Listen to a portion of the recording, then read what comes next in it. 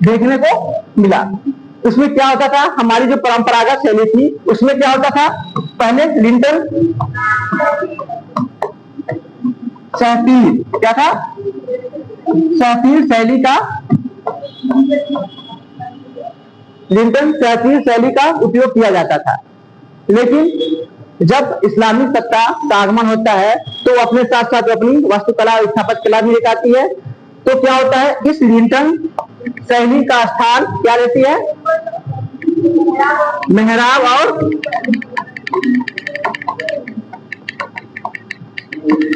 गुंबद शैली इसका स्थान ले लेती है। ठीक है, आगे चलकर ये दोनों भारतीय अपना स्थापत्य या वास्तुकला और व्यापक में परिवर्तन हुआ इसमें, और इस्लामी वास्तुकला दोनों का क्या होता है, इसमें समन्वय होता है, दोनों आपस में मिलती हैं, जो एक दूसरे के ऊपर क्या करती हैं, प्रभाव डालती हैं।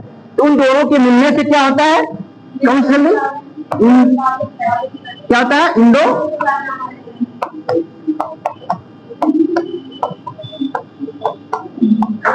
इंडो इस्लामी शैली का विकास होता है या जन्म होता है। ठीक है, इंडो इस्लामी शैली का जन्म होता है।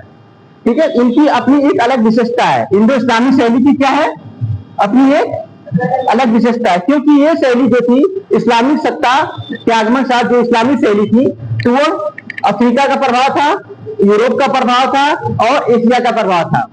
कौन कौन, तीन जगहों का क्या था, अफ्रीका, यूरोप और एशिया, इन तीनों का प्रभाव उस पर इस्लामी सत्ता पर था वास्तुकला में। उसके बाद क्या होता है, जब दोनों का समन्वय होता है इंडो इस्लामी शैली का विकास होता है। इंडो इस्लामी शैली में क्या होता है, नंबर 1 में लिंटल शैली की जगह क्या होता है, यहाँ पर मेहराब और गुंबद का जगह लेता है। ठीक है, लिंटल शैली की जगह मेहराब और गुंबद ले लेता है। दूसरा क्या होता है यहाँ पर, ठीक है, हाँ, ये इसमें यह होता था कि इस्लाम में जीवित वस्तुओं का चित्र बनाना क्या था, मनाही थी, इसलिए वहां पर फूल पत्तियों के साथ साथ कुरान की आयतों का भी चित्रण किया गया था। इसमें क्या होगा, फूल पत्तियों के साथ साथ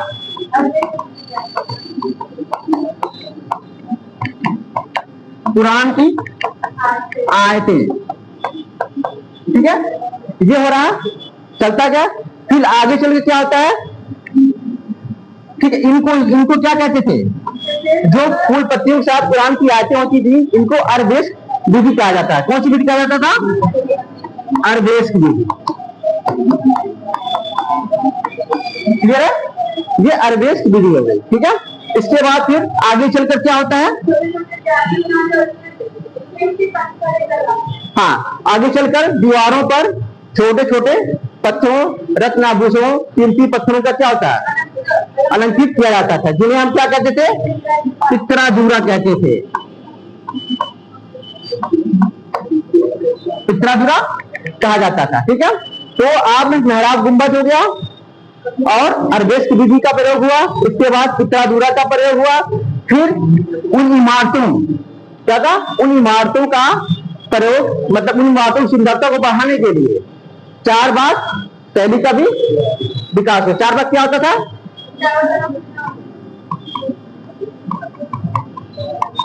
जो चारों तरफ बाग बनाए जाते थे, क्या था,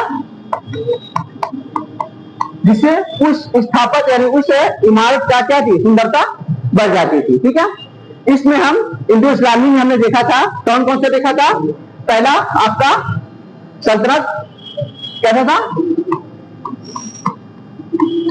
दूसरा आपका स्वतंत्र राज्य और सरकी राजवंश, क्या था, सरकी राजवंश, तीसरा आपका मुगल।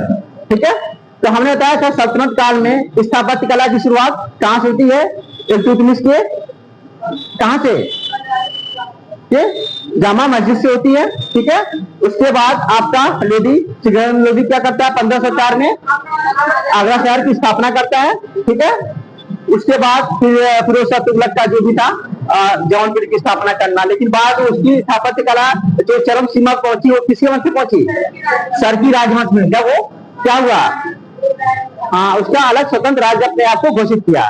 तो यहाँ पर सरकी राजवंश में था। सरकी राजवंश में विशेषताएं क्या थी आपकी? सरकी राजवंश की मीनारों का अभाव था और तोरण द्वार पे क्या था? जालियों का जालीदार ताकि मिलते थे।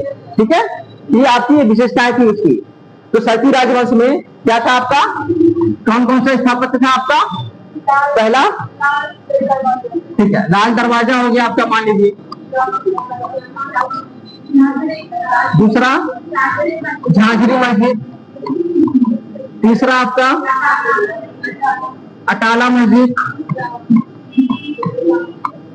चौथा आपका जामा मस्जिद। ठीक है, ये आपका ये हो गया था चीजें। ठीक है, इसी तरह हम लोग मुगल काल में आएंगे। मुगल काल में हमने बताया था बाबर से पानीपत की पहली लड़ाई से, जिसमें इब्राहिम लोधी और बाबर के बीच होती है। उसके बाद क्या होता है? विजय होती है बाबर की। उसके बाद वहां से ही क्या मुगल काल की स्थापना होती है, मुगल काल शुरू होता है। ठीक है, तो 4 भाग वाला सिस्टम कहां पर आता है? बाबर के शुरू होता है वहां पर। उसके बाद हुमायूं आते हैं।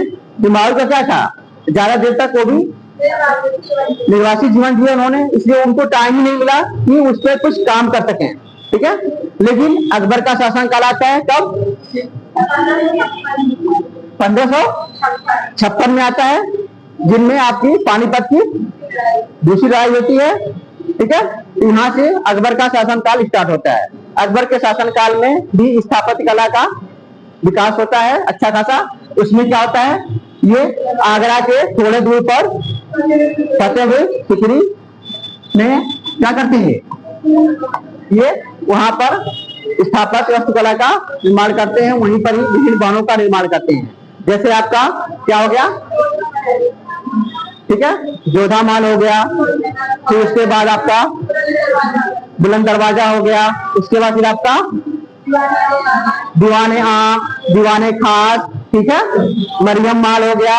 ये सब चीजें आपके अकबर के समय में होती हैं। उसके बाद फिर जहांगीर का शासनकाल आता है। जहांगीर के शासनकाल में क्या होता है? आपके एतमादुद्दौला का मकबरा और अकबर का मकबरा दो होता है। एतमादुद्दौला का मकबरा उनकी बेगम जो होती है नूरजहां, ठीक है, उन्होंने अपने पिताजी की याद में क्या किया था? बनवाया था। ठीक है, और जो वहां पर एतमादुद्दौला का मकबरा पहला एग्जाम्पल है जहां पर वो चित्रादुरा शैली का प्रयोग हो जाता है। ठीक है, इसके बाद हम लोग फिर आते हैं शाहजहां के शासनकाल में। शाहजहां के शासनकाल को स्वर्ण युग कहा जाता था। स्थापत्य काल क्या कहा जाता था?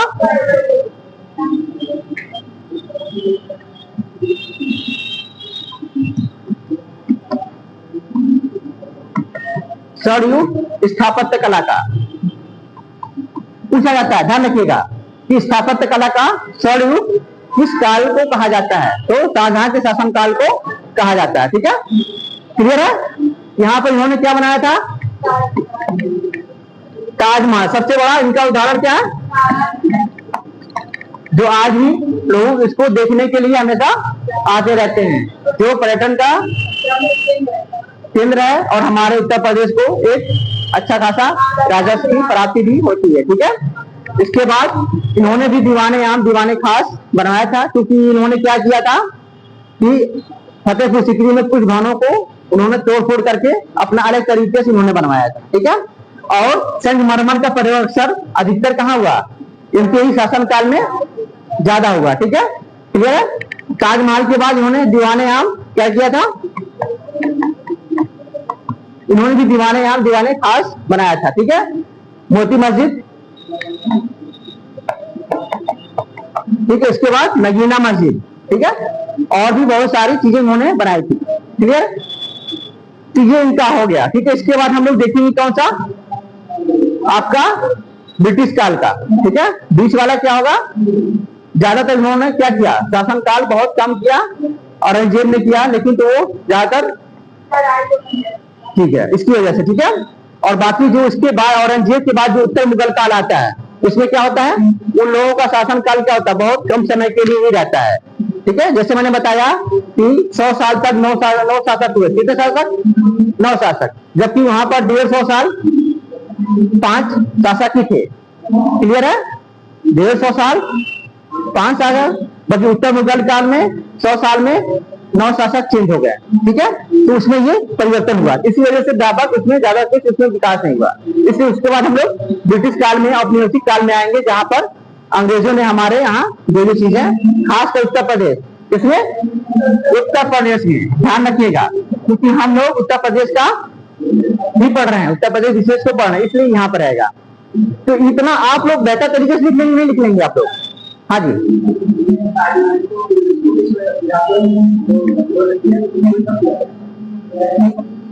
यूनेस्को में 1900, ठीक है, श्योर। हाँ जी,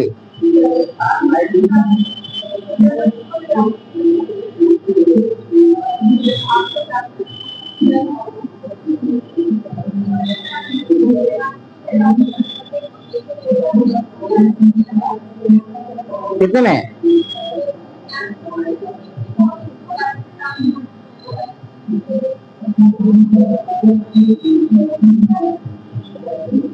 ठीक है, 1900 आपके 83 में किया गया था। ठीक है, ये लोग जब आप लोग क्या करेंगे, जब आप लोग आर्ट एंड कल्चर पढ़ेंगे तो उसमें सब चीजों को ध्यान में रखते हुए क्या आ जाएगा। ठीक है, क्लियर है? यहां तक हो गया आपको? ठीक है, जैसे आप फिर ब्रिटिश काल में हम जब आएंगे तो ब्रिटिश काल में क्या करेगा आपका इलाहाबाद वाला जो किला वो आपका, इसके बाद विधान भवन, ठीक है, तो उसके बाद बेगम सलू का चर्च, ये आपका यहाँ हो जाएगा। ठीक है, और जो भी फैक्ट होगा वो आपका, इसके साथ साथ फैक्ट भी ध्यान रखिएगा आप लोग, जो सन पूछे जा रहे हैं, बाकी चीजें। मेंस में क्या होता है, ज्यादातर आपको लिखना होता है, फैक्ट को उतना ज्यादा ध्यान नहीं दिया जाता है। ठीक है, मेंस में क्या होता है, आपको सारी चीजें बतानी रहती हैं कि हाँ हाँ ये चीजें इस कंडीशन में चीजें होती गई और आगे चलती गई, लेकिन फैक्ट भी आपको याद करना है। फैक्ट में कहाँ जरूरत पड़ेगी आपको? प्रीलिम्स में पड़ेगा। ठीक है, और बिना प्रीलिम्स के आप मेंस नहीं लिख पाएंगे, इसलिए फैक्ट भी इतना ही जरूरी है जितना आप मेंस का है, क्योंकि हर एग्जाम की तैयारी आपको एक स्टेज नहीं करनी है, मतलब ठीक है, सारे स्टेज एक साथ ही लेके चलना है, प्री, मेंस और इंटरव्यू भी। इसलिए हम कहते हैं कि क्लास में आप लोग खड़े होकर बोला करिए, ताकि आपके अंदर का डर क्या होगा, खत्म होगा, ये इंटरव्यू के काम आएगा। ठीक है, जो आपके अंदर जो भी चीजें हैं वो खुल के बोलिए, अपने रिप्रेजेंट करिए, अपने आप को रिप्रेजेंट करने का तरीका सीखिए। ठीक है, इस तरह होता है। तो यहाँ पे इंटरव्यू का भी हो गया, और जो रिटर्न भी हो गया, और मेंस भी हो गया, और आपका प्रीलिम्स भी हो गया, तो साथ में करना रहेगा तीनों। क्लियर है? तो हम लोगों ने कल क्या देखा था, कल क्या लिखा था लास्ट में? ठीक है, हो गया था सर्किल हो गया था। ठीक है, अब लिखिए मुगल वन। अब कल कहाँ थे? अरे हिंदी बोल दो, हिंदी में। हाँ, अच्छा,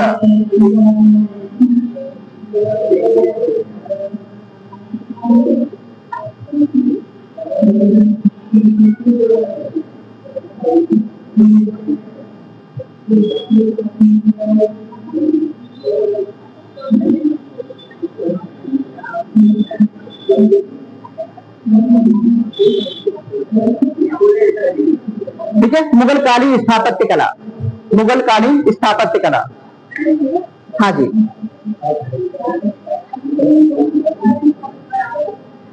देखिए अगला करा रहे हैं। ठीक है, हम अलग अलग, लेकिन ध्यान रखना है आपको, जब भी आएगा, जब भी लिखने के लिए आएगा तो आप एक लाइन में, जिस तरह हम बताएं फ्लो में ना, ऐसे ही लिखना होगा आप लोगों को। ठीक है, थोड़ा थोड़ा करके ऐसे, ये अलग से हम हेडिंग करवा रहे हैं, अलग बात है, लेकिन लिखते समय आपको ध्यान रखना होगा, एक फ्लो में ही लिखना होगा। जब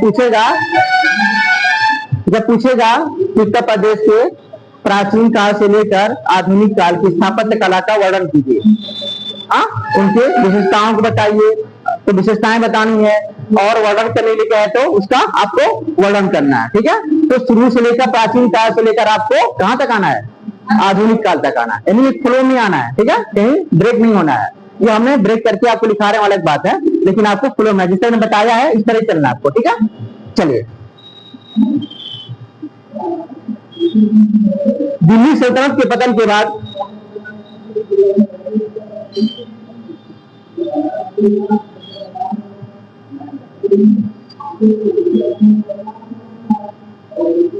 दिल्ली सल्तनत के पतन के बाद भारतीय महाद्वीप में,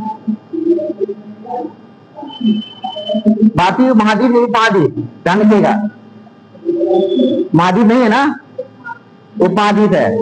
थोड़ा जियोग्राफिकल ध्यान रखिए, कितने महाद्वीप है अपने यहाँ, अपने यानी अपने संसार में, मतलब पृथ्वी पर, ठीक है, 7 है, ठीक है। कौन कौन से हैं?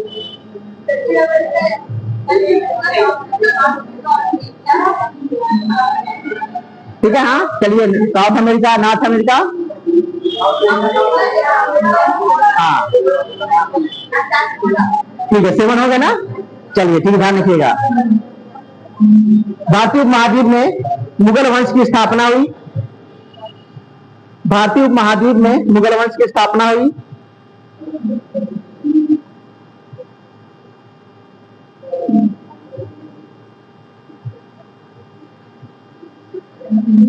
मुगल काल के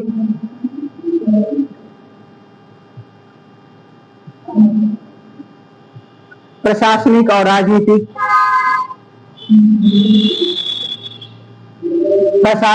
राजनीतिक एकरूपता ने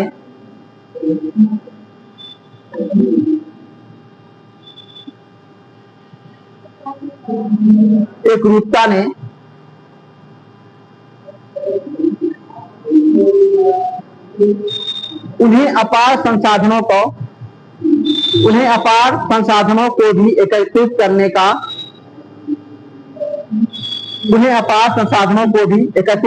का,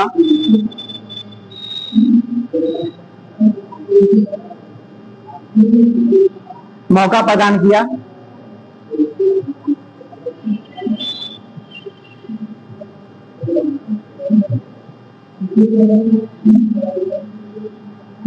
जिसके कारण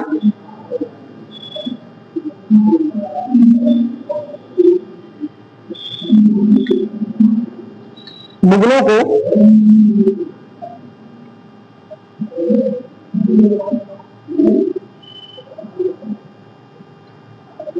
स्थापत्य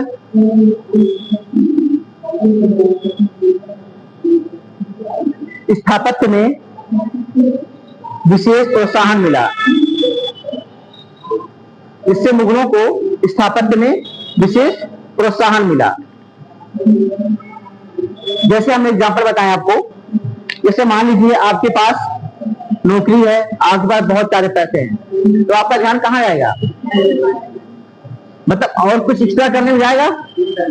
जब आपका जीवन अभी संघर्ष में ही रहेगा, अभी पढ़ने में रहेगा, अपनी मतलब रोजाना की जरूरतों को पूरा करने में रहेगा, तो आपका ध्यान कहीं जाएगा बाहर, कुछ अलग करने का मौका आपको नहीं मिलेगा, ठीक है। इसलिए इनको क्या हुआ, सारा सब कुछ चीजें एक साथ ही एक बड़े क्षेत्र पर इन्होंने शासन किया, कर रहे थे। उस टाइम इनके पास क्या था, अपार संसाधन मिले, अपार धन की अर्जन भी हुआ अच्छा खासा, तो उन्होंने फिर उसके बाद क्या किया, स्थापत्य कला की ओर अपना इन्होंने ध्यान देना शुरू किया और अलग अलग तरीकों के इन्होंने भवनों का निर्माण कराया, ठीक है, क्लियर है। इसलिए जब जरूरत से ज्यादा क्या होता है, चीजें हमारे पास आती हैं और वो कहीं तो नुकसान करती है, लेकिन उसका कहीं कहीं अच्छी जगह यूज हो जाता है, ठीक। इसलिए इनका स्थापत्य कला का हुआ। इसके आगे लिखिए इंडो इस्लामिक वास्तुकला, इंडो इस्लामिक वास्तुकला, इसी में इसमें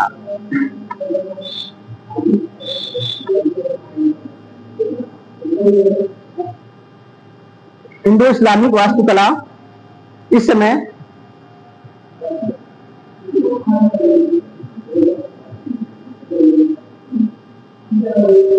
चरमोत्कर्ष पर थी, चरमोत्कर्ष।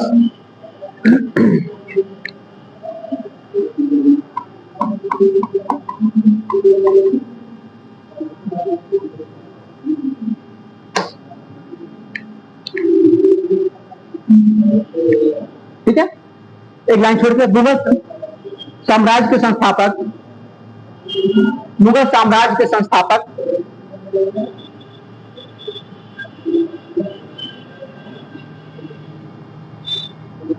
बाबर।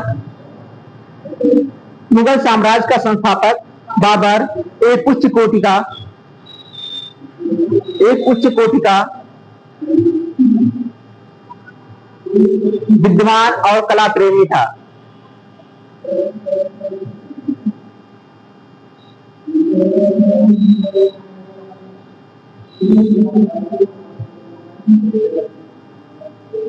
इसकी 4 वर्ष के शासनकाल में, इसके 4 वर्ष के शासनकाल में ज्यादातर समय युद्ध की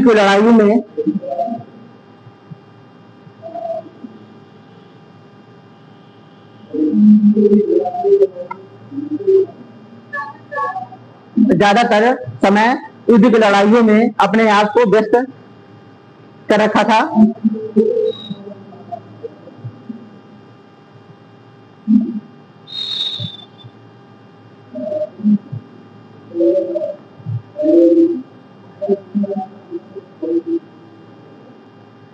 जिसके कारण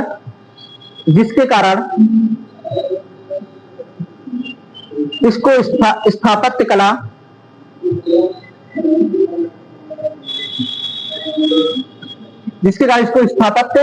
नहीं मिल गई भवन में। ठीक है, स्थापत्य मतलब भवनों के निर्माण में कम समय मिला, स्थापत्य के निर्माण में कम समय मिला।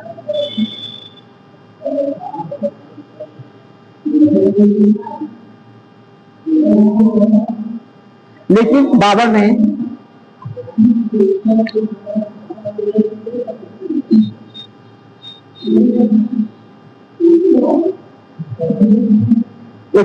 ने कुछ बाग बगीचों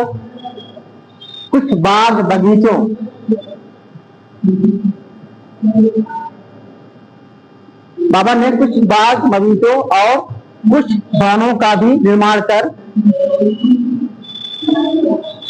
कुछ भवनों या इमारतों का निर्माण कर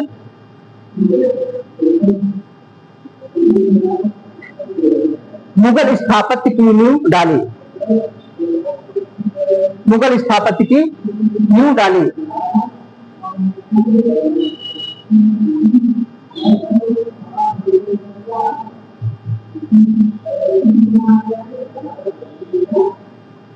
जैसे आरामबाग आगरा में है,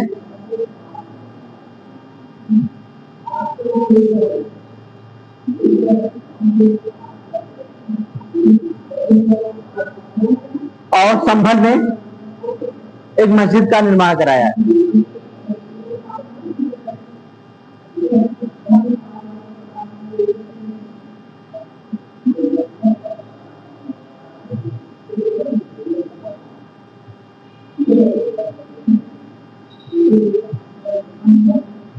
ठीक है, इसके बाद हुमायूं का शासनकाल प्रारंभ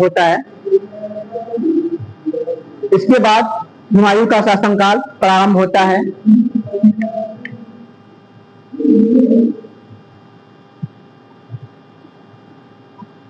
ये भी पिता के समान कला प्रेमी था।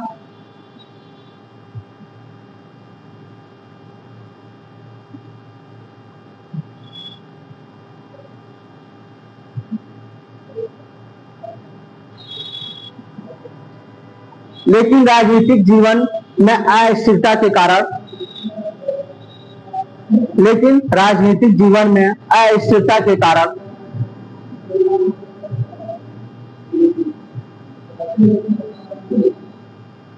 उसे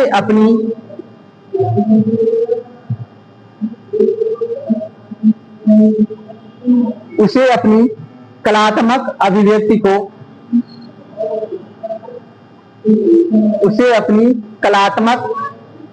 को व्यक्त करने का अवसर मिला कि नहीं मिला? हाँ जी, व्यक्त करने का अवसर नहीं मिला।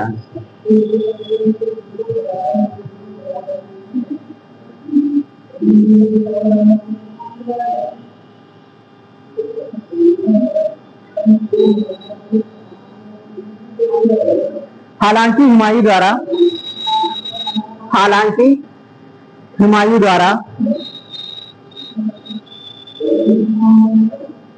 आगरा में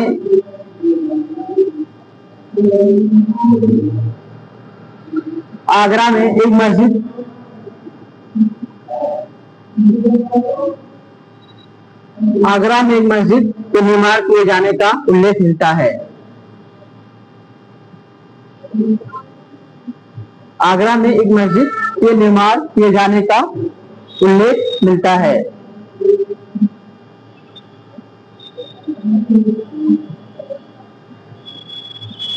ठीक है, इन्होंने ज्यादा कुछ नहीं किया। क्यों नहीं किया?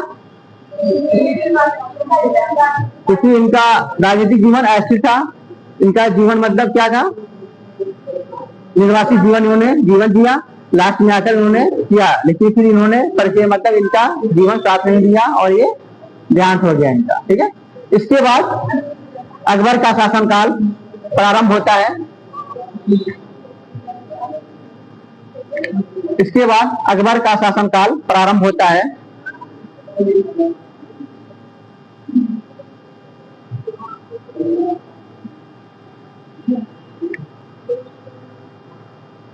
अकबर का शासनकाल केवल राजनीतिक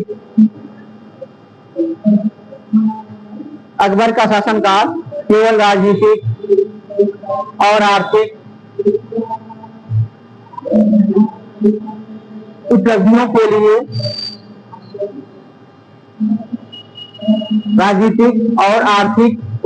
के लिए नहीं जाना जाता, बल्कि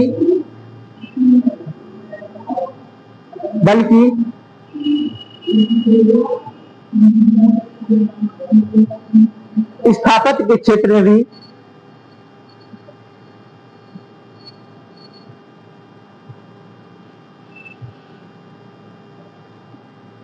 जाने जाते हैं।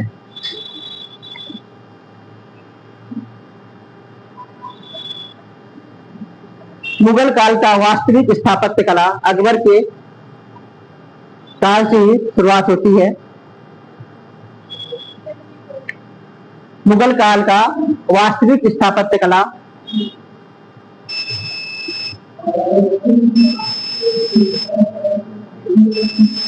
अकबर के काल से ही शुरुआत होती है।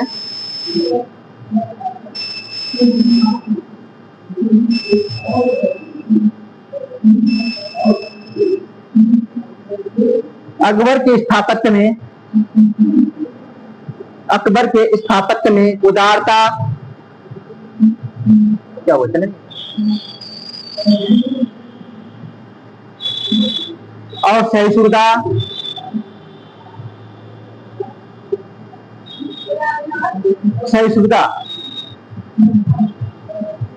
ये सब कब पढ़ेंगे आप लोग? जब इतिहास पढ़ेंगे। ठीक है, नीति शास्त्र पढ़ेंगे, कितने आयत का सहानुभूत समानुभूत क्या होता है, डिफरेंस होता है, उदारता क्या होती है, सहिष्णुता क्या होती है। जब इतिहास वाला पेपर पढ़ेंगे तो उसमें सब चीजें आएंगी, आप लोग को डिफरेंस बढ़ा जाएगा सब तीनों का।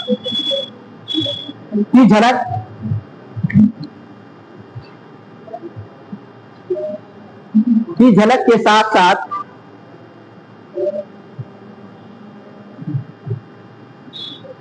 देशी और विदेशी शैलियों का समन्वय भी देखने को मिलता है।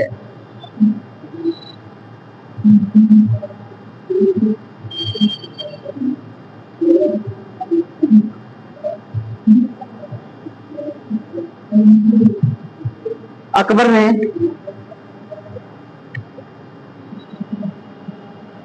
आगरा और फतेहपुर सिकरी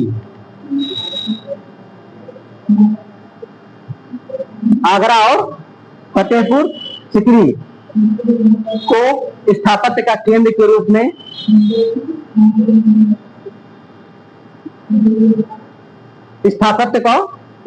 रूप में चुना।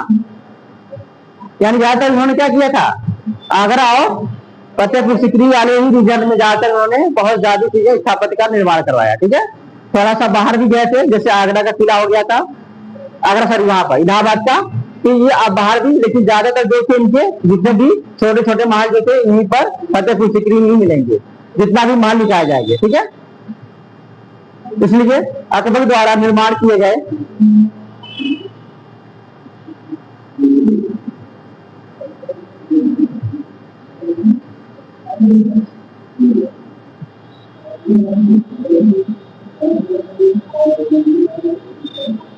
भवनों में, भवन या इमारतों में, भवन या इमारत,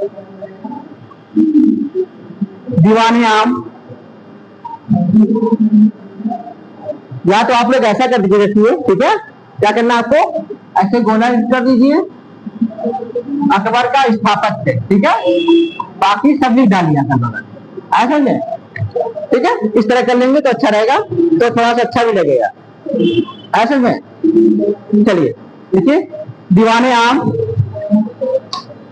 दीवाने खास, क्या होता है दीवाने आम दीवाने खास?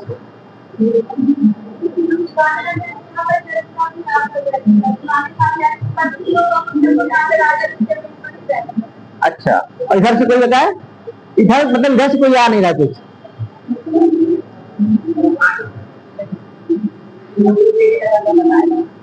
हाँ जी, दीवाने आम, आम का मतलब क्या होता है, खाने वाला आम नहीं, आम जनता, ठीक है, तो ऐसा भवन था जो राजा आम जनता के साथ क्या करता था, वहां मीटिंग होती, सभा होती थी, तो दीवाने आम मुक्त कहते हैं। ठीक है, दीवाने खास मतलब वहाँ खास लोग मंत्रियों के साथ उनकी बैठक होती थी, ये पता है, ठीक है, यानी तो शब्दों को ही ध्यान रखना चाहिए आपको, शब्द में ही सारी चीज छिपी रहती है। ठीक है, दीवाने आम, दीवाने खास, जामा मस्जिद, बुलंद दरवाजा,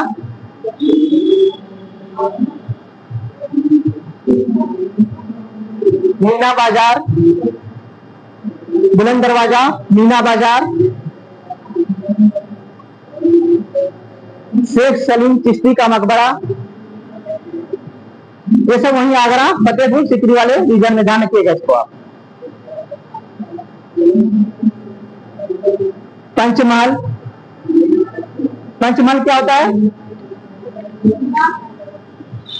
हाँ 5 मंजिला, ठीक है, 1 मंजिल 2 मंजिल 3 मंजिल 4 मंजिल और 5 मंजिला था, एक हवा मतलब ओपन था वो, इसे पंचमहल कहा जाता है। ठीक है, पंचमहल, हवा महल, हवा महल,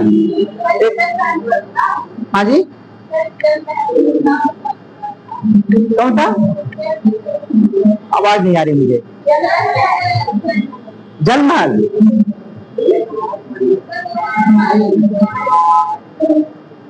जलमहल अनूप झील का था, जलमहल का, ठीक, उसको देखते हैं हम, जलमहल, ठीक ठीक ठीक, चलिए अच्छा से देखते हैं, पंचमहल, हवा महल, पंचमहल, हवा महल हो गया। अगला देखिए, बीरबल की कोठी, इबादत खाना, बीरबल की कोठी, इबादत खाना, जोधा महल,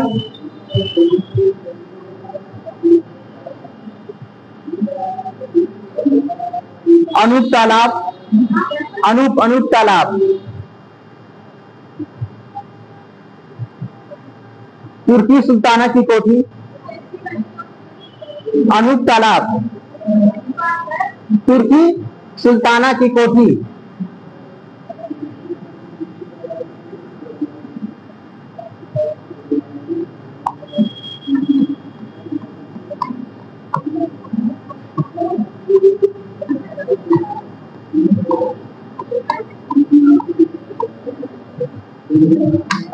ठीक है, कितने हो गए,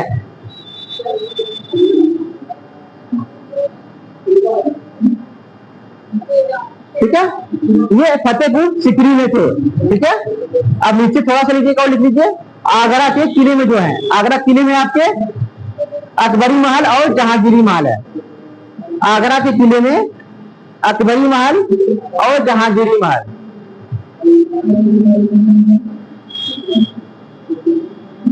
ठीक है, ये हो गया। और एक इनसे बाहर बना था इलाहाबाद का किला, अकबरी महल, जहांगीरी महल।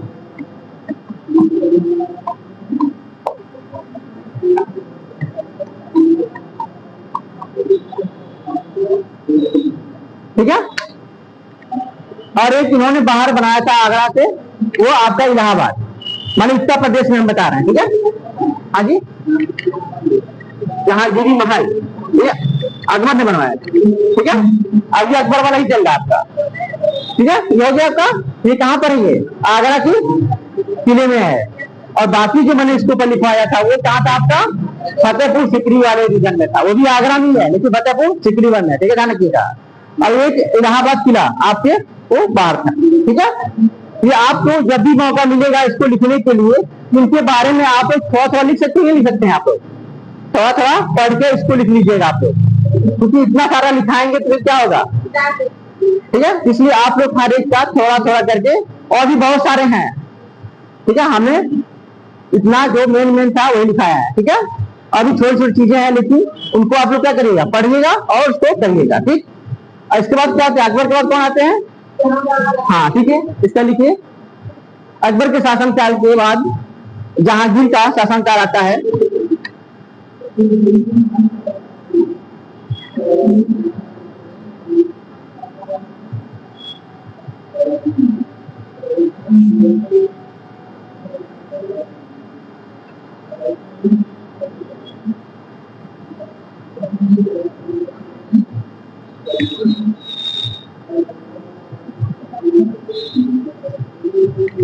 अकबर के शासनकाल के बाद जहांगीर का शासनकाल आता है।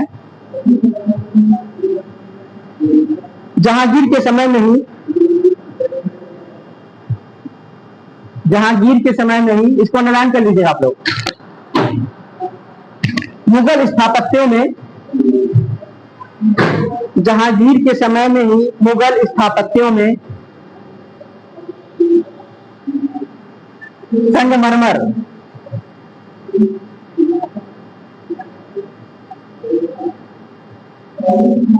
संगमरमर का प्रयोग तथा उन्हें सजाने के लिए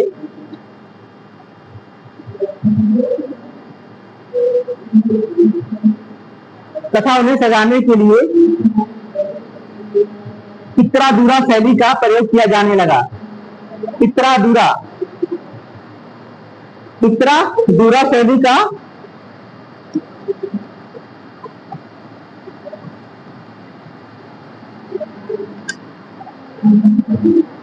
का प्रयोग किया जाने लगा। यह निर्माण कर लीजिए, पूछा जाता है।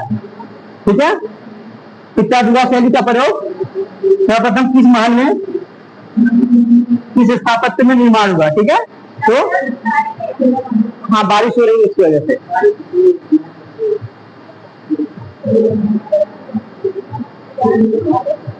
ठीक है, पित्रादुरा शैली का प्रयोग किया जाने लगा। नहीं, इसके बाद लिखिए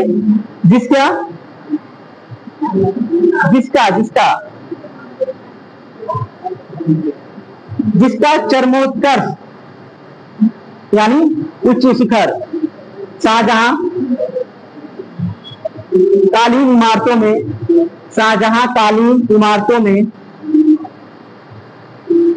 देखने को मिलता है। शाहजहां कालीन इमारतों में देखने को क्या छूटा? इसका चरमोत्कर्ष,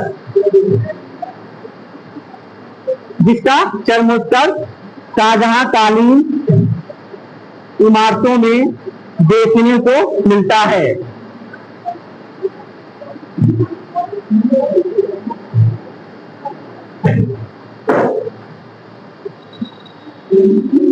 क्या पानी है जो सारा डीजल करते?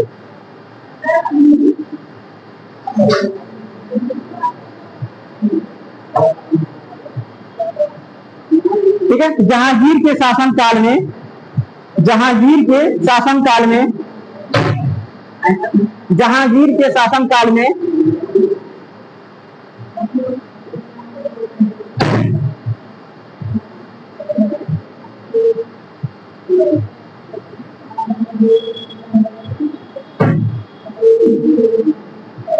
ऊपर ऊपर बंद होगा,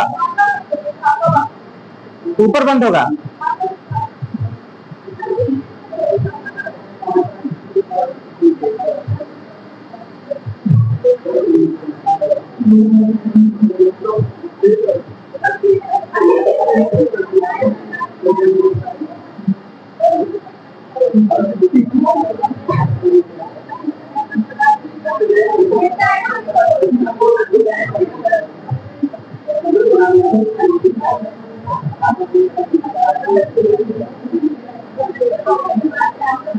ठीक है, हो गया। सुनिए, जहांगीर के शासनकाल में उत्तर प्रदेश में दो प्रमुख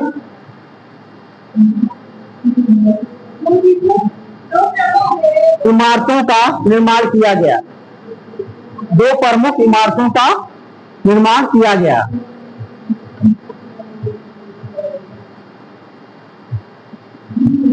जिनमें पहला है अकबर का मकबरा। पहला है आपका, कहां पर है ये? सिकंदरा में ही है, ठीक है, सिकंदरा में, आगरा में, ध्यान रखिएगा।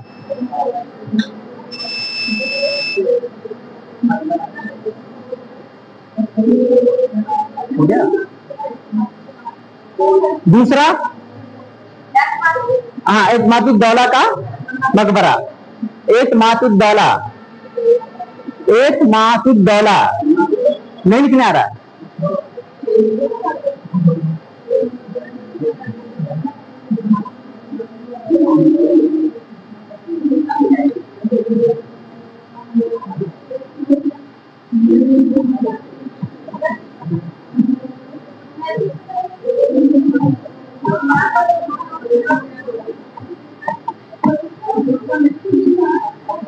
ठीक है, एक मातुद्दौला का मकबरा।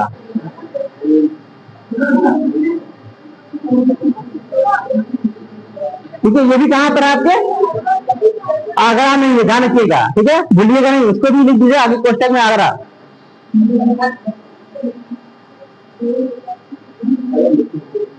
ठीक है, थोड़ा सा एक मातुद्दौला वगैरह में लिख लीजिए, थोड़ा सा पूछा जाता है कभी कभी।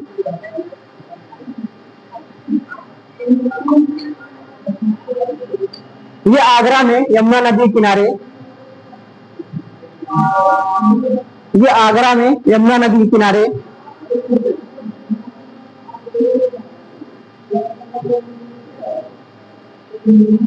स्थित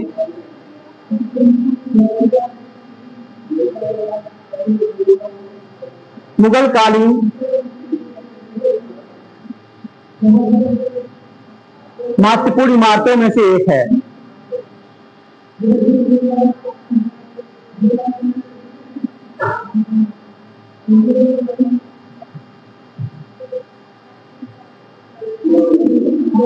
इसका निर्माण जहांगीर की पत्नी, इसका निर्माण जहांगीर की पत्नी कौन थी? नूरजहां।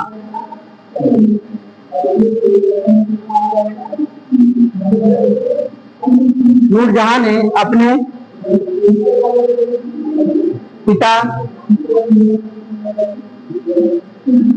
पिता एक मातुद्दौला के याद में, एक मातुद्दौला की याद में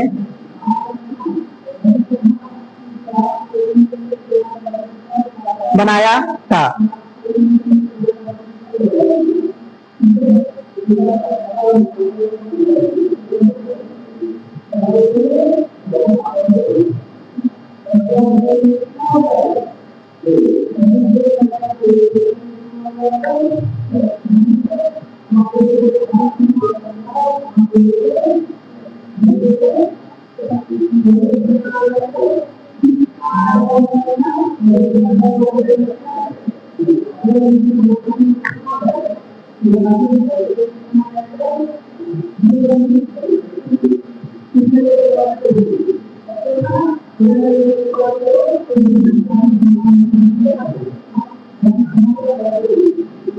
इस इमारत में, इस मकबरे में, इस मकबरे में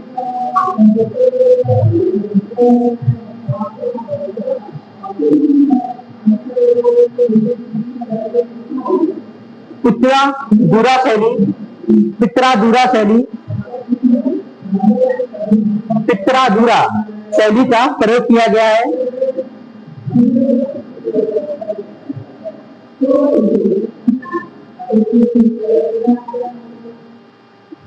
इस पित्रादुरा शैली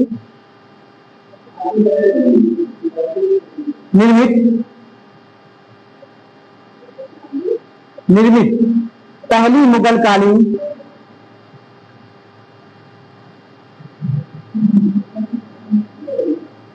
इमारत भी माना जाता है। ध्यान रखिएगा, पूछा जाता है तो पूछा जाता है पित्रादुरा शैली की पहली इमारत कौन सी है, तो आप ठीक है ध्यान रखिएगा इस चीज का, ठीक है, इसलिए हमने इसको थोड़ा सा लिखा दिया है, ठीक है। इसके बाद शाहजहां का शासनकाल,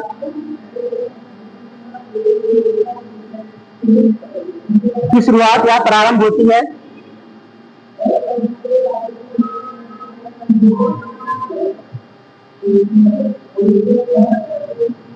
जिसे स्थापत्य कला का, ये स्थापत्य कला का चरमोत्कर्ष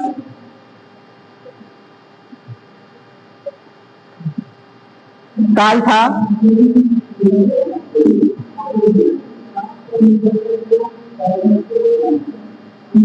इसे स्थापत्य का स्वर्ण युग भी कहा जाता, स्वर्ण काल भी कहा जाता था।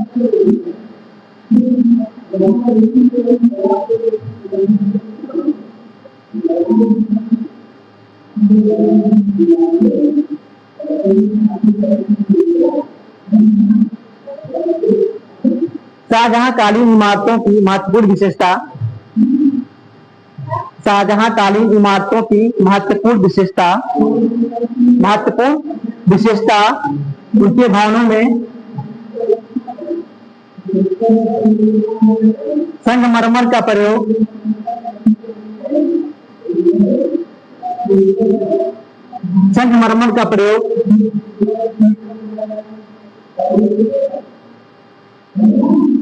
बड़ी कुशलता के साथ किया गया है।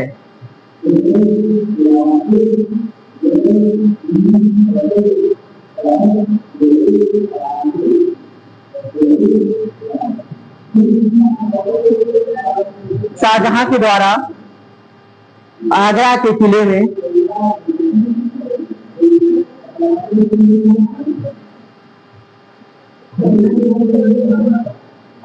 किले में महत्वपूर्ण भवनों का निर्माण किया गया।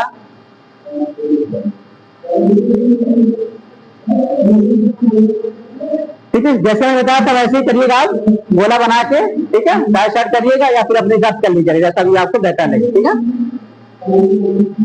पहला इसमें दीवाने आम, दीवाने खास,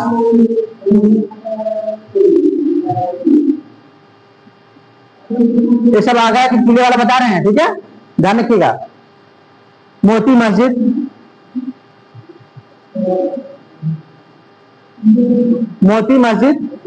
नगीना मस्जिद, शीश महल,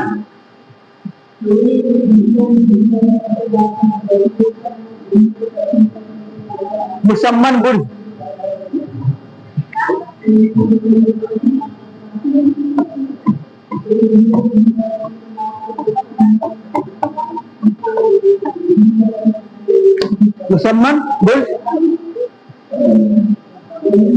जामा मस्जिद,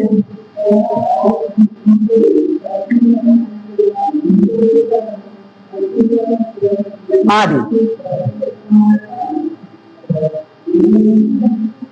और ताजमहल भूल जा रहे हैं हम लोग, देखिए तो इनका बेहतरीन है स्थापत्य कला में।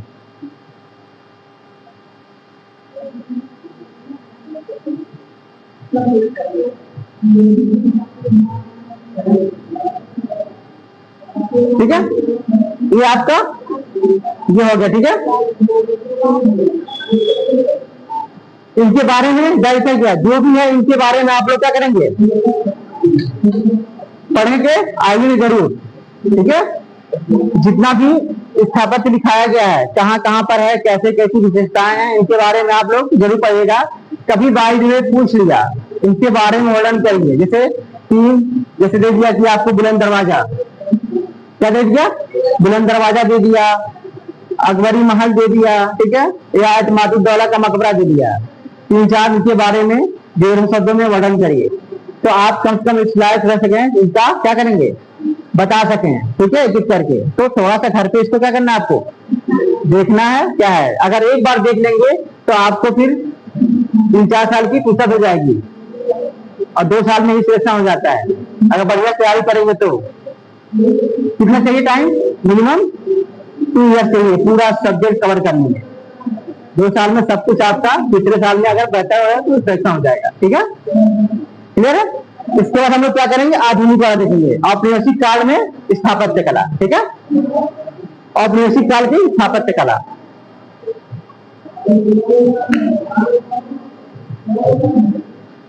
अगर मेहनत किया बढ़िया से, नहीं ऐसा करिए, ऑपरेशन में लिखिए, अभी वो बचा है, अवध वाला बचा, अभी लखनऊ वाला जो रीजन है हमारा, ठीक है, वो तो भूल ही गए हम लोग। तो लिखिएगा अवध काल की स्थापत्य कला, अवध काल की।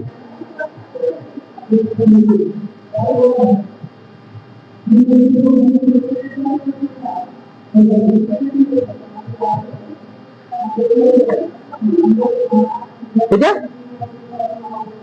इसमें अंग्रेजों और मराठों के मध्य, अंग्रेजों और मराठों के मध्य,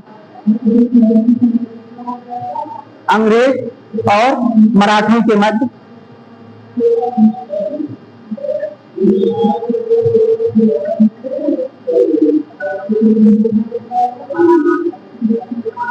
अवध एक बफर राज्य के रूप में स्थित था। बफर राज्य क्या होता है,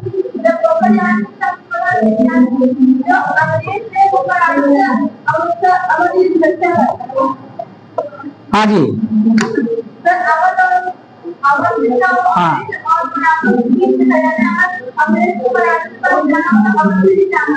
हाँ, ठीक है, बफर राज्य मतलब तो संक्रमण वाला रीजन, ठीक है, जो होता था हमेशा। हर देखिए, हर देश की जो मोटा बाउंड्री होती है, ठीक है, वो लगभग संक्रमण के रूप में ही देखी जाती है, तो मतलब देखा जाए तो। जैसे हमारे यहाँ चाइना और भारत का बफर राज्य के रूप में क्या है, नेपाल है, ठीक है, इस तरह होता था।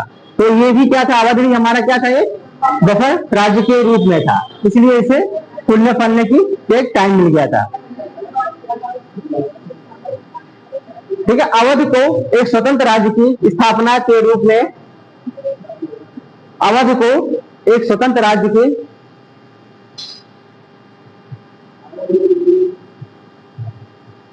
स्थापना किसने किया था,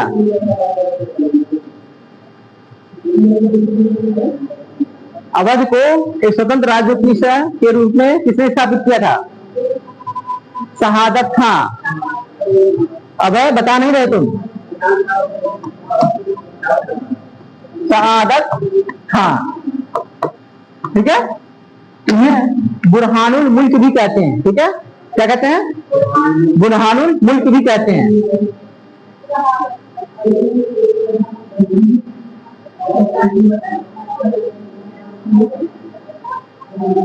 ठीक है। नवाबों के द्वारा लखनऊ में,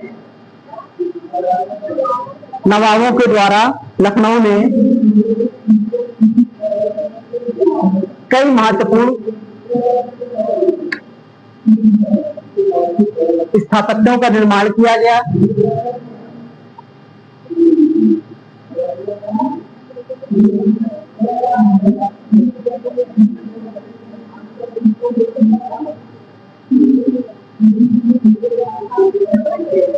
इनके स्थापत्यों में मुगल काल की स्थापत्य और आधुनिक काल की स्थापत्य, इनके स्थापत्यों में मुगल काल की स्थापत्य और आधुनिक स्थापत्य का समन्वय देखने को मिलता है।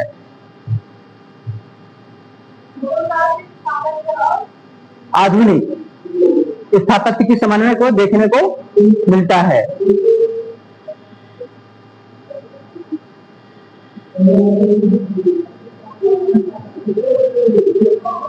इस काल में भवन निर्माण में, इस काल में भवन निर्माण में गारों का प्रयोग बढ़ गया। गारों का प्रयोग बढ़ गया था।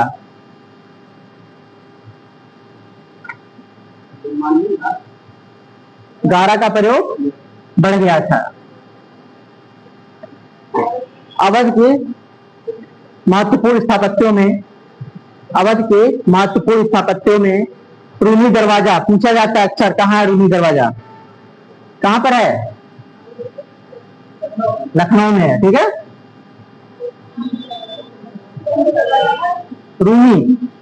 रूमी दरवाजा बहुत, हाँ रूमी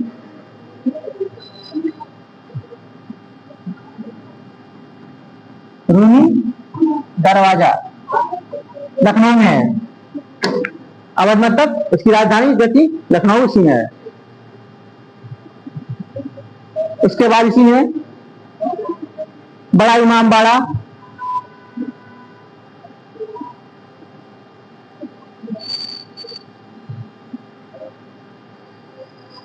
छोटा इमामबाड़ा,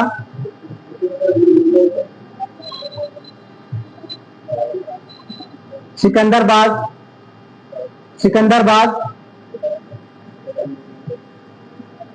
केसरबाग, कैसर अभी भी है ना? चार बाग भी और कैसर बाग भी अभी भी है। 76 मंजिल, हाँ 76 मंजिल,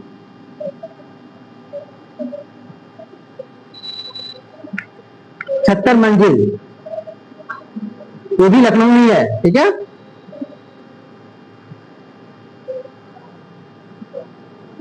आदि भवनों का निर्माण कराएं।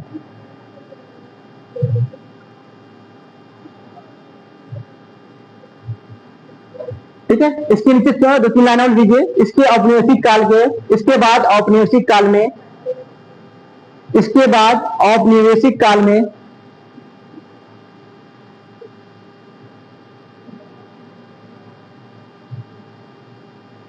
उत्तर प्रदेश में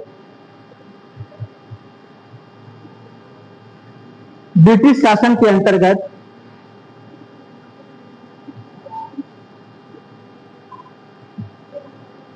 कई इमारतों का निर्माण किया गया।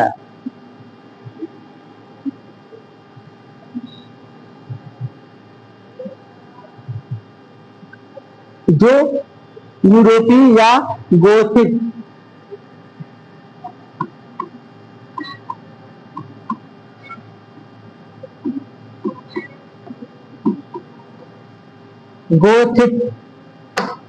यूरोपीय या गोथिक शैली के नाम से जानी जाती है।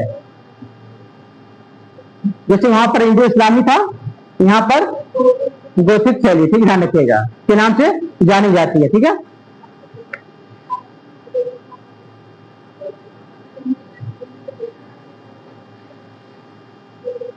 क्योंकि समय के साथ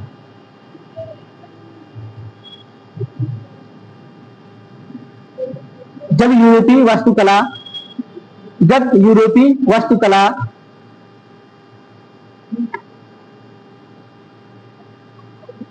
का भारतीय वास्तुकला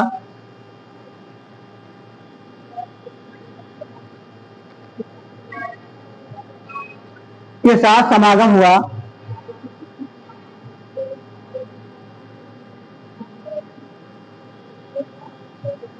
तो इससे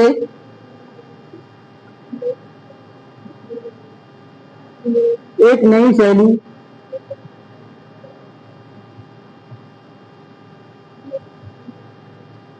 इंडो गोथिक शैली का जन्म हुआ।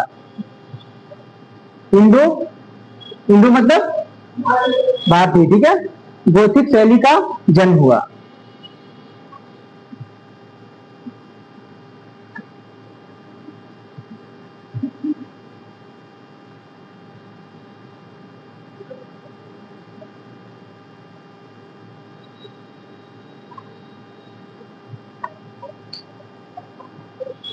इस काल की इमारतों में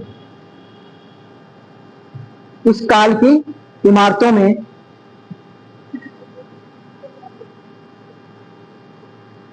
औपनिवेशिक प्रभाव के साथ साथ औपनिवेशिक प्रभाव के साथ साथ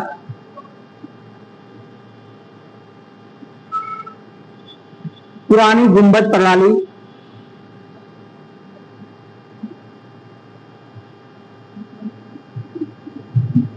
पुरानी गुंबद प्रणाली और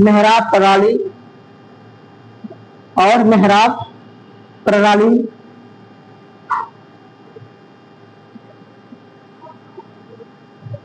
का भी उपयोग देखने को मिलता है।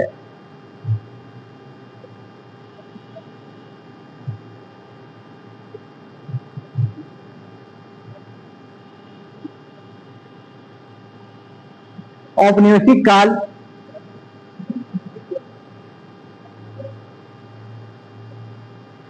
में बने चर्च औपनिवेशिक काल में बने चर्च, विद्यालय,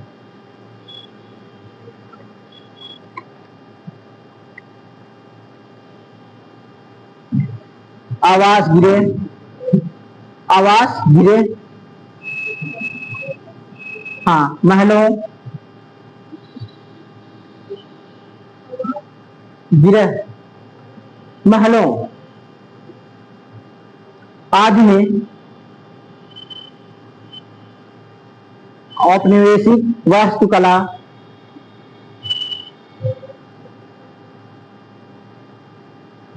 का प्रभाव दिखाई पड़ता है।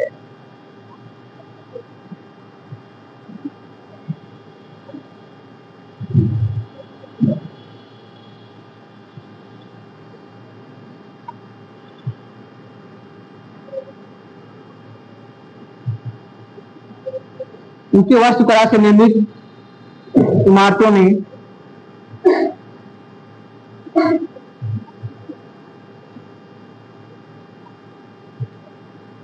इलाहाबाद विश्वविद्यालय,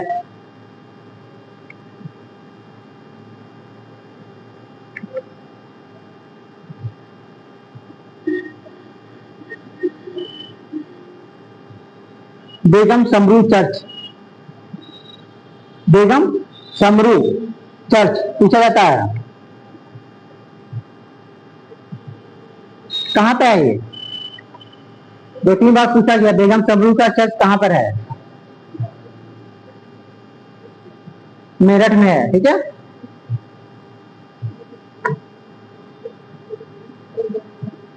विधान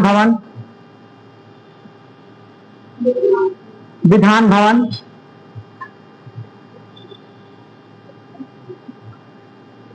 आदि, ठीक। बेगम समरू के बारे में थोड़ा सा लिख दो, 2 लाइन, अक्सर पूछा जाता है ये। बेगम समरू चर्च, बेगम समरू चर्च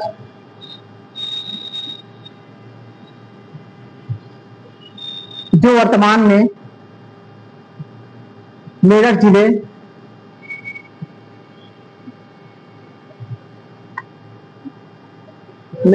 के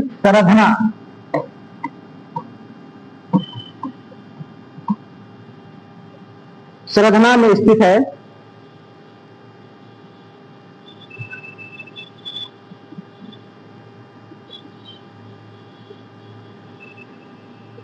इस चर्च के वास्तुकार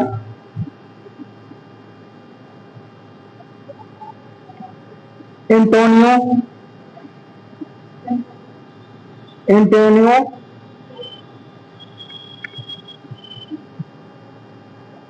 रेजेलिनी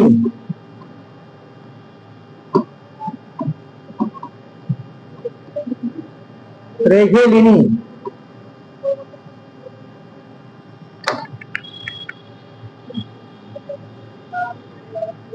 रेघेलिनी थे।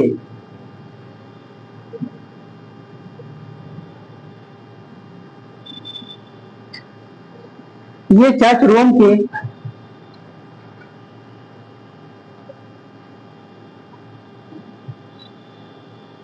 के सेंट पीटर बेसिलिका,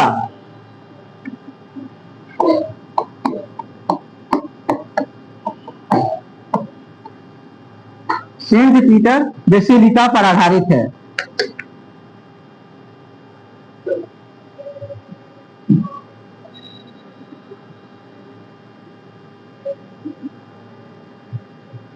जिस पर कुछ भारतीय वास्तुशिल्प का भी प्रभाव है।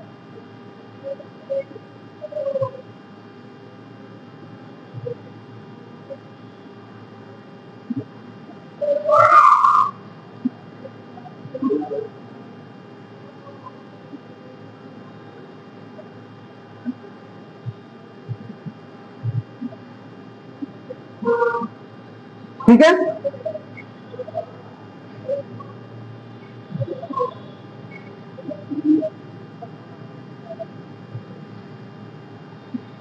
ये हम लोग का क्या हो गया, वास्तु स्थापत्य कला हो गया। ठीक है, हम लोगों ने क्या क्या देखा उत्तर प्रदेश में? हाँ जी, क्या क्या देखा? शुरुआत से हम लोगों ने क्या क्या देखा? हम लोगों ने उत्तर प्रदेश का प्राचीन इतिहास देखा। ठीक है, उसके बाद प्राचीन क्या देखे? शहर देखे, प्राचीन शहर भी देखे। इसके बाद हम लोग उत्तर प्रदेश के प्राचीन से लेकर आधुनिक तक का इतिहास तो देख लिया, वास्तुकला और स्थापत्य कला भी देखे। ठीक है, तो इसमें से हम हो सकता है कि आपको एक क्वेश्चन दे हम लोग। ठीक है, प्राचीन क्या देंगे, मान लीजिए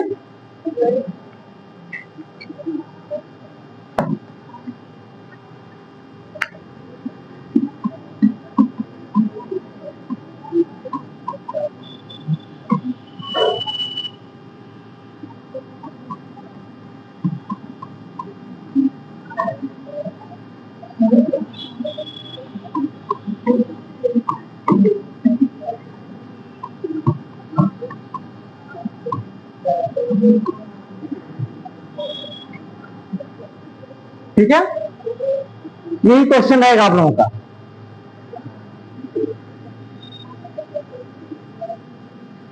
इसके बारे में आप लोगों को पढ़कर आइएगा।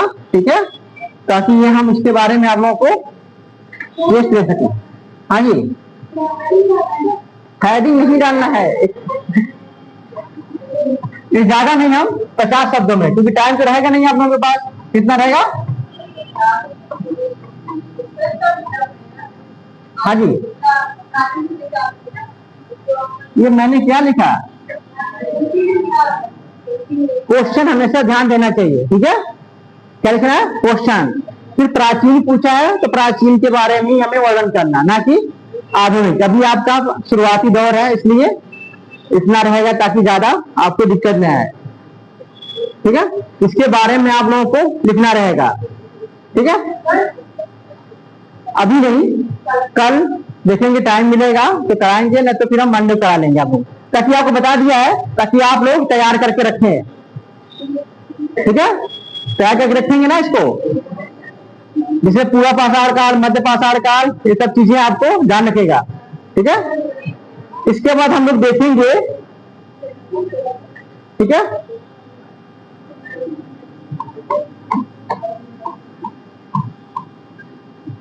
उत्तर प्रदेश में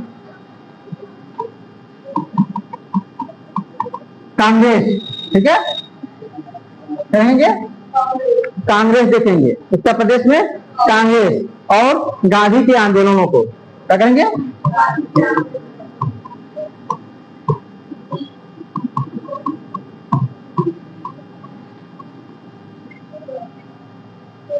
अच्छा, कांग्रेस की स्थापना कब होती है? कहाँ होती है? मुंबई में होती है। और इसके पहले अध्यक्ष कौन होते हैं?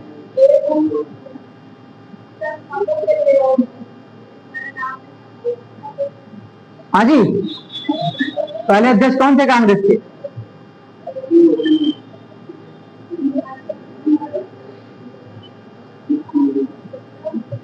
ये घर पे देखना रहता है, किताबों को घर पे देखा जाता है, क्लास में नहीं। ठीक है, क्या करना रहता है? घर का टाइम रहता है आपके पास तो घर पे किताब देखना चाहिए, क्लास में बोर्ड देखना चाहिए। ठीक है, तो आप लोग ऐसा करिएगा, कांग्रेस का जो होगा उत्तर प्रदेश में कब कब अधिवेशन हुआ ये देखकर आना है आप लोगों को। जितने 7-8 अधिवेशन हुए, कहां कहां हुए थे, आपके शहरों के नाम पता ही होगा आप लोगों का। मेरठ है, इलाहाबाद, लखनऊ, बनारस और कहीं कानपुर। ठीक है, 1924 वाला बेलगांव, उसके बाद आपका, हाँ तो वो था। ठीक है, जो भी इतना आपको देखना रहेगा। तो इसके बाद आंदोलनों में आपको देखिएगा कौन कौन सा आपका खिलाफत देख लीजिएगा। क्या खिलाफत, इसके बाद असहयोग, इसके बाद आपका साइमन कमीशन, इसके बाद आपका नेहरू रिपोर्ट। ठीक है, उसके बाद स्वराज वाला था। ठीक है, तो ये आपको ये भी देखना है, यानी सीक्वेंस से सब देखना है, कहाँ कहाँ मतलब ये रहा, मतलब उत्तर प्रदेश किस किस आंदोलन में उत्तर प्रदेश की। फिर एक चौरी चौरा भी था, चौरी चौरा भी है। ठीक है, काकोरी कांड वाला भी था, ध्यान रखिएगा, वो क्रांतिकारी में आएंगे हम लोग तब। ठीक है, ध्यान रखेंगे इस चीज को, मतलब हर चीज सीक्वेंस में देखेंगे। अगर आप चीजें सीक्वेंस में चलेंगे तो आपको क्या होगा, पूरा अच्छे से याद होगा, इतिहास बोलेंगे नहीं। अब इधर कूद के जाएंगे तो क्या होगा, दिक्कत होगी। इसीलिए जब भी इतिहास पढ़िएगा तो गवर्नर को क्या करिएगा, वारेन हेस्टिंग से लेकर माउंट बेटन तक आइएगा। कहां से? वारेन हेस्टिंग से लेकर आपको माउंट बेटन तक आना है, एक सीक्वेंस में आना है। कब किस किस शासनकाल, उनका शासनकाल किस किस ईयर में था और उनके शासनकाल में क्या क्या बदलाव हुए। ठीक है, तो वो चीजें अपने ध्यान में रखते हुए आगे बढ़िएगा। इससे आपके जितने भी आंग्ल मराठा, आंग्ल सिख, आंग्ल मैसूर जितनी भी लड़ाइयां हुई होंगी और जितनी भी संधियां हुई होंगी, आपको पता चल जाएगा किसके गवर्नर काल में हुई है। ठीक है, ये ध्यान रखना है आपको। हाँ जी, हाँ हाँ, पहला WB ठीक है, बनर्जी, डोमस चंद्र बनर्जी थे। ठीक है, ध्यान रखिएगा। पहला मुस्लिम कौन थे?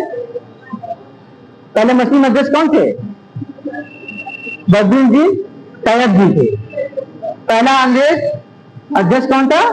जॉर्ज न्यूविल थे। ठीक है, तो ये ध्यान रखना है आपको, यही पूछा जाता है कभी कभी। और इनका सीक्वेंस में याद भी करना है आपको, कब कब किस किस शासन का, मतलब कब कब सन में कब कब हुआ और कैस, मतलब कांग्रेस के जिस अधिवेशन हुआ। ठीक है, कांग्रेस के अधिवेशनों में मतलब क्या क्या हुआ, क्या क्या नई नई चीजें उसमें प्रस्ताव पारित हुए, उसको भी ध्यान रखना और उसी अधिवेशन को ज्यादातर याद में रखना है। ठीक है, जैसे आपका 1921 वाला हो गया। ठीक है, मूल अधिकार वाला हो गया आपका। हाँ, तो 1907 वाला हो गया। ठीक है, 1916 वाला भी हो गया। ठीक है, तो ये चीजें आपको ध्यान रखनी होगी। तो ये सब चीजें करना। बाकी हम लोग उत्तर प्रदेश पढ़ रहे हैं, तो जो उत्तर प्रदेश में जितने हुए 7-8 अधिवेशन हुए, हम उन्हीं के बारे में पढ़ेंगे और उन्हीं के आंदोलनों को पढ़ेंगे जो उत्तर प्रदेश में ज्यादा प्रभाव रहा है। ठीक है, ठीक है, तो आप लोग ब्रेक ले लीजिए। ठीक है,